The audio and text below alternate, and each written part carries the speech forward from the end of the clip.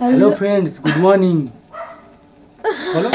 Good morning and welcome back our channel. চলে এলাম নতুন একটা ব্লগের সাথে সপরিবারে থেকে দুজন এখানে অফ আছে, সেটা হচ্ছে একজন ছোট জন আর একজন মিডিয়াম জন।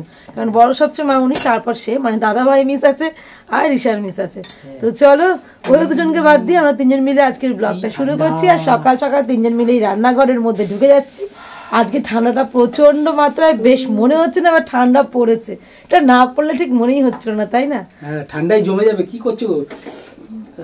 হ্যাঁ, আজকে তোমরা দেখেছো রাত্রিবেলা, যারা গতকালের ব্লগটা দেখেছো, যে আমাদের বলেছিলাম যে কি যেন ওটাকে নাম বলে, আর ভুলে গেলাম। সরু চাকলি।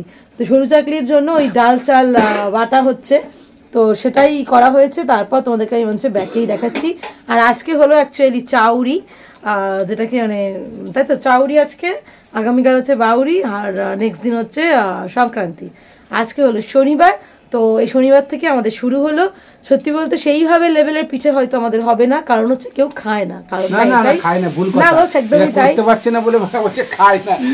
সেটা নয়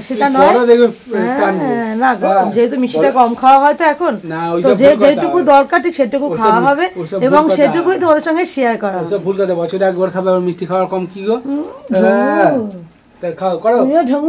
নিজেরা করতে পারবে না বলে বলছে এরকম খায়। এসব ভুল কথা, একদম ভুল। কান দেবেন না। নিজের ঘরে বউ বা মার কাছে এটাই আবদার করুন, যাতে বেশি বেশি করে এগুলো করা যায়। মানে এগুলো নাই উঠেই যাবে আস্তে আস্তে। উঠে গেছে, উঠেই গেছে, রিশানি উঠে গেছে। ঠিক আছে, ঠিক আছে, দেখছি। চলো একে একে দেখাই মামনি কি করছে।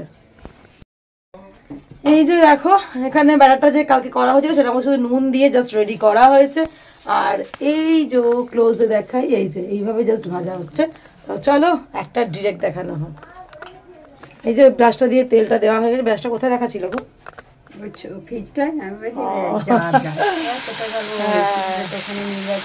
একটু পাতলা পাতলা করা হয়।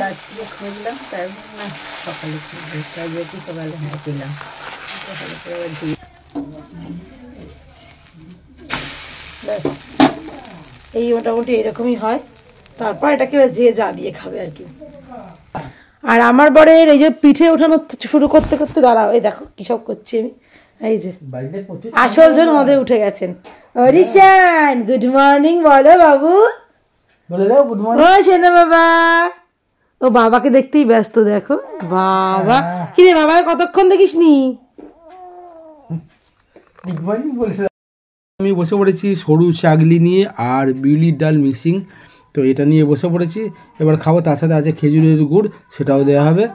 তো আমি এখন খাই। তো দেখো, ঠান্ডার মরশুমে এগুলো খেতে ভালোই লাগে, তা আমিও খাচ্ছি, তোমরাও খাও।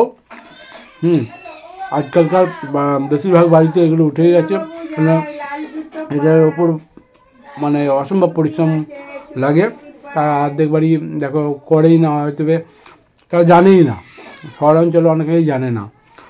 আগে যেভাবে মায়েরা বা বউয়েরা করতো, এখন সেরকমভাবে করে না, তার জন্য অনেকে খায় না। খেতে ভালো লাগলেও পরিশ্রমের জন্য অনেকে খায় না। তো আমরা এখনও বলি যে যারা খেতে ভালোবাসো তাদের একটু পরিশ্রম করলে সেটা সার্থক হবে, তাই জন্য পরিশ্রমটা করো। রিশান এসে গেছে, হ্যাঁ, পাহাড়ের নিচে। হ্যাঁ, ওই যে পাহাড়ের নিচে রিশান বসে আছে। হ্যাঁ, পাহাড়ের ঠেলান দিয়ে বসেছে, তাই না? আর আমার এখানে পড়ে গেছে খেজুর গুড়। এই যে খেজুর গুড়, তার সাথে একটু খাই। আর রিশান খালি, ও তো খাবে না, ও দেখবে, চাপ চাপ করে দেখবে। বিচারটাকে কি কষ্ট দেওয়া হচ্ছে, তাই না? বিচারটাকে কি কষ্ট দেওয়া হচ্ছে। হ্যাঁ, বাবা খাচ্ছে খেজুর গুড় দিয়ে সরু চাকলি।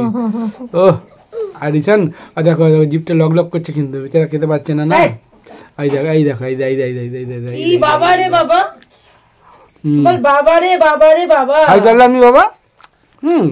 তুমি তো মনে করো না। হ্যাঁ, সকালবেলাটা দেখো রিশানকে আমরা এখানে বসিয়ে দিয়েছি। এই যে, আর কি সুন্দর ও বসে বসে এই যে বাইরের দৃশ্য দেখছে। আর সূর্যের রোদ বলবো না, আলো, অ্যাকচুয়ালি ঠান্ডা একটা আলোই কাছের ভেতর থেকে এসে রিশানের মুখে পড়ছে। না না একটু হাসি হাসি হবে, ওলে বাবালে কথা বলবে, কি কথা বলবে? দুপুরের লাঞ্চের দেখো এখানে ভাত হয়ে গেছে, মানে প্রায় হয়েই গেছে। আর এখানে হলো মটর ডাল, এই যে মূলো দিয়ে বেশ ধোয়া ওঠা, ওপরে ধনেপাতা, দারুণ লাগে কিন্তু গরমে, শীতকালে গরম গরম ভাতের সাথে। আর এখানে রয়েছে আলু ভাতে, যাই না আপাতত এটা কি করবে। এই যে দেখো এখানে রয়েছে, এটার নাম যেন কি, মানে বিউলির ডাল দিয়ে মানে মেনলি করেছে, ব্যাপক খেতে হয়েছে, কিন্তু আমার শেয়ার করা হয়নি কারণ তখন রিশানকে একটু ব্যস্ত ছিলাম। এটা কি নাম বললে, জোরে বলবে? বড়া না, তুমি কি নাম বললে আমাকে একটা?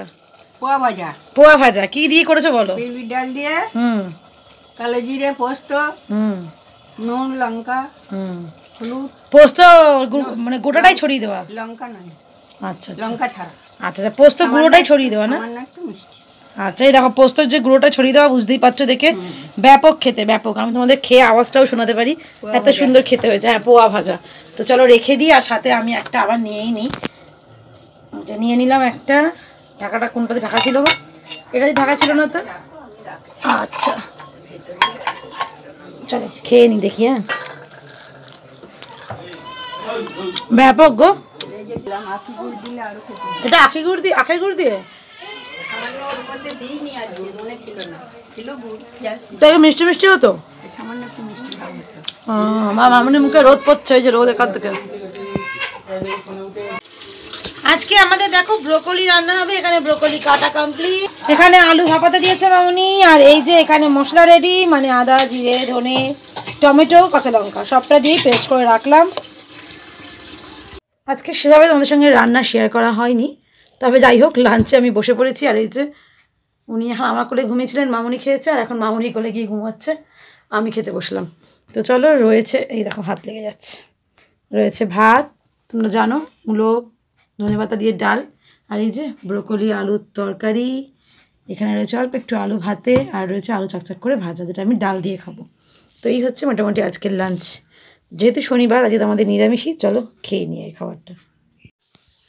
Good evening friends. এই যে রিশান এখন ওর ফ্রেন্ডের সাথে গল্প করছে, মানে নীলুর সাথে, আমরা এর নাম দিয়েছি নীলু।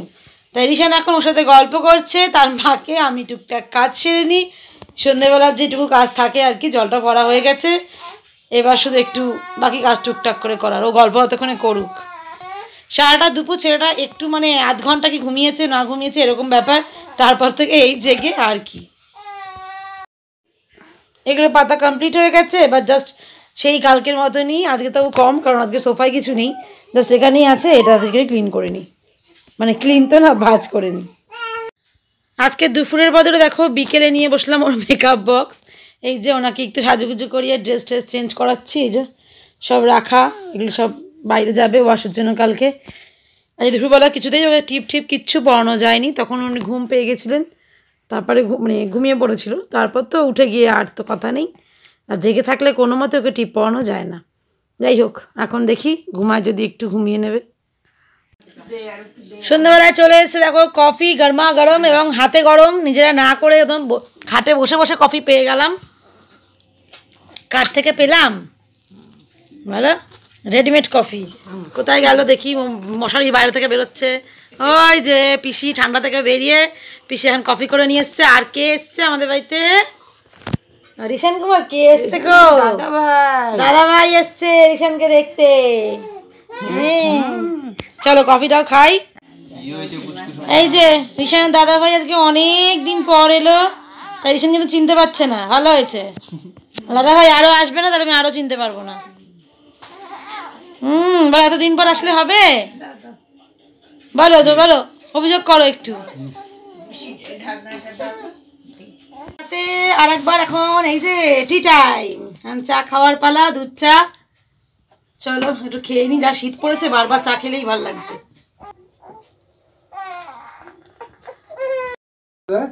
ডিনার করতে দেখো আমি বসে পড়ছি। এই যে আমার রয়েছে রুটি আর এই যে তরকারি আর একটা আলু ভাজা নিয়ে নিলাম। তো আমি এখন ডিনার করতে বসবো। আর এই যে এনারা এখন আপাতত বসে আছেন, সবাই এখন ওয়েট করছে, আমি এখন সবার আগে খেয়ে নেবো। হ্যাঁ, অমরনাথের গল্প শুনছি, মানে ও রিশানের বাবা অমরনাথে হেঁটে গেছিল, তো সেই গল্পই, সেই অভিজ্ঞতা কি শুনছেন। ওখানে ডাল বসানো আছে, সেটাই দেখছি, একটু চেক করছি। আমরা এখন একটু ভিডিও করে নিচ্ছি। আমার এই দেখো আমার পুত্র সন্তান রিশান, দেখো কি করে, তাই না? মোবাইলের দিকে তাকিয়ে থাকে আর হি করে, তাই না বাবা? পুদলু পুদলু। এই আমরা একটা গান করে দিই, গান শট করে দিই, তাই না? আমরা একটা গান শট করে নিই, তাই না? একটা গান, একটা ইউটিউবে একটা গান শট করে নিই। হ্যাঁ, সবার ডিনার কমপ্লিট, চলে এলাম একদম বিছানাতে। নতুন করে কিছু নেই আসার, তোমরাও জানো। তাছাড়া দুপুর থেকে বিকেল থেকে সন্ধ্যেবেলায় আমাকে এই মশারির মধ্যে প্রচুর দেখা যায়। এখন রিশানের জন্য মশারিতেই আটকে যাই, ব্যাপারটা এরকম। যেদিন ঘুমাই তবু সেদিনকে একটু বাইরে অনেকক্ষণ থাকা যায়, আজকে তো বেশিরভাগটাই মনে হয় মশারিতেই কেটে গেল। আর কি নতুন করে বলবো, তাই না? যাই হোক, ব্লগের শেষে এসে তোমাদের সঙ্গে একটা কথা শেয়ার করার হঠাৎ করেই মনে হলো যে একটু শেয়ার করেই দিই। কারণ একদিন আগের ব্লগে তোমাদের বলেছিলাম যে আগামী কোনো একটা ব্লগে তোমাদের সঙ্গে শেয়ার করব।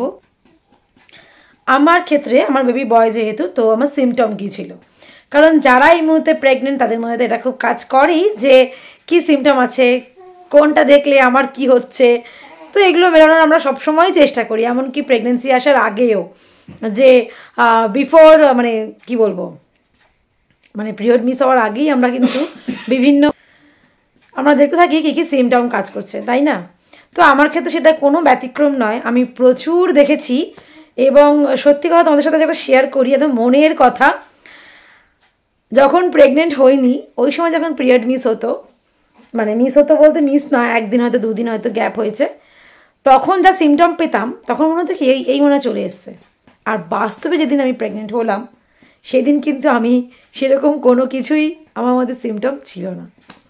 অনেকের ক্ষেত্রেই প্রচুর পরিমাণে বমি থাকে, হয় আর কি, কারোর মাথা ঘোরায়, কেউ প্রচণ্ড উইকনেস ফিল করে, এরকম কিছু কিন্তু থাকতেই মানে হতেই থাকে। তবে বেবি গার্লের ক্ষেত্রে কিছু কিছু হয়, বেবি বয়ের ক্ষেত্রে কিছু কিছু হয়।